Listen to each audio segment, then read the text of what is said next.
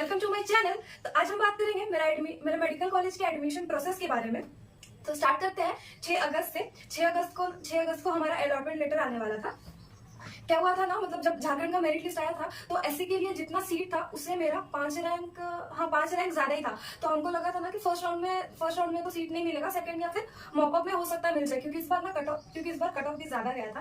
तो 6 तारीख को उसके बाद हम लोग मतलब मेरिट लिस्ट आने के बाद रजिस्ट्रेशन फीस और फिर चॉइस फिलिंग करते हैं, वो सब प्रोसेस किए। 6 तारीख को अलॉटमेंट लेटर आने वाला था। तो सुबह से तो हम चेक किए जा रहे थे पर आ ही नहीं रहा था। वो तो हमको पता था कि ये लोग का तो जब मन करता है तब वो लोग अलॉट करता है सीट।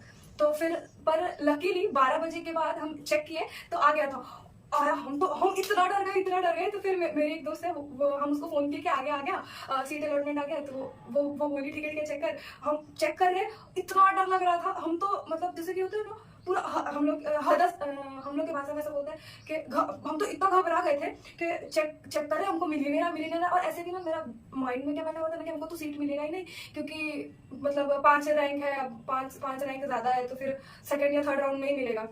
तो फिर उसके बाद फिर भी हम चेक कर रहे थे क्या पता अलॉट हो जाए। तो फिर हमको तो मिला। फिर हम लोग कॉल पे थे तो फिर मेरी दोस्त बोली अरे तुमको अलॉट हो गया। तो हमको लगा ना वो झूठ बोल रही है, क्योंकि वो ऐसा करती है। फिर उसके बाद फिर हम बोले खाओ कसम। तो फिर वो बोली अरे तेरा कसम अलॉट हो गया। फिर हम बोले नंबर बता कहाँ है। तो फिर हम बोले सीरियल नंबर बता। फिर वो बोली सीरियल नंबर इतना। तो फिर हम देखे और हम बस अपना नाम, मम्मी का नाम, पापा नाम देख के खुश हो गए, वो अलॉट हो गया।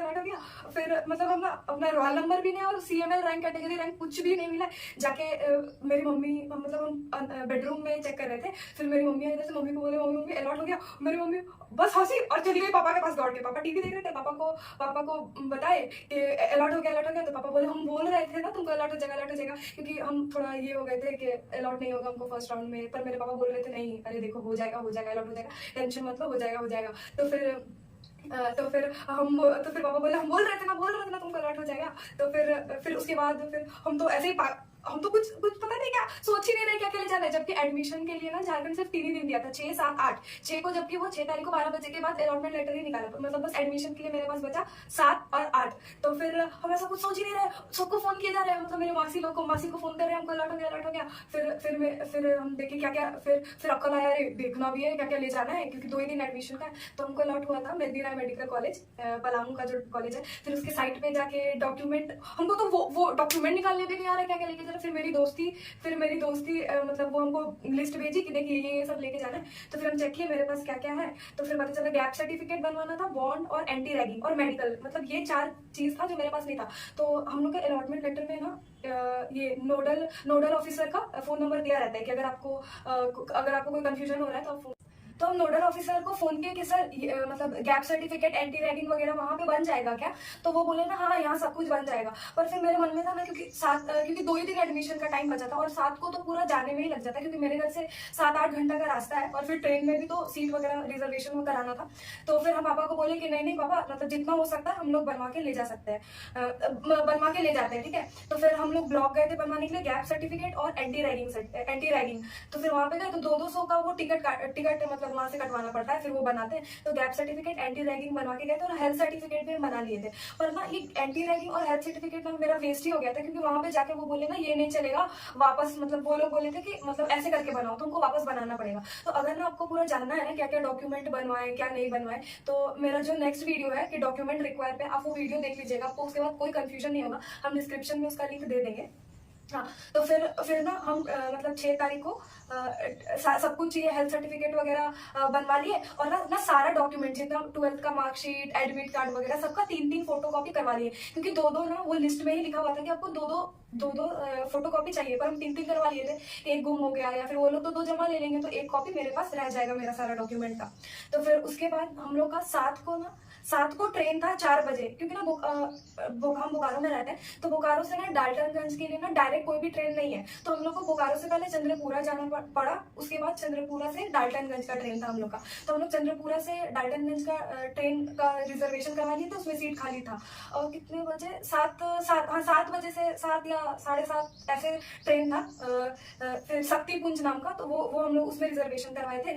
तो और उसमें रिजर्वेशन करवाए थे हम लोग। तो फिर बोकारो बोकारो से ना चंद्रपुरा के लिए बहुत सारी मतलब लगभग ट्रेन ना जाते रहती है। तो पापा बोले बोकारो से चंद्रपुरा के लिए ना हम लोग रिजर्वेशन नहीं कराते, 4 बजे जाएंगे तो वहाँ कोई भी ट्रेन जा रही है चंद्रपुरा से ही जाएगी तो चंद्रपुरा में उतर जाएंगे। फिर हम लोग स्टेशन गए, 4 बजे ट्रेन आने वाली थी। तो फिर हम लोग बैठे फिर पता नहीं क्या वो पापा मतलब होता है ना अगल बगल से बात करते हैं। तो फिर वो अंकल पापा बताए कि एडमिशन कराने जा रहे हैं चंद्रपुरा से ट्रेन है। फिर वो अंकल बोले चंद्रपुरा तो ये ट्रेन रुकती नहीं।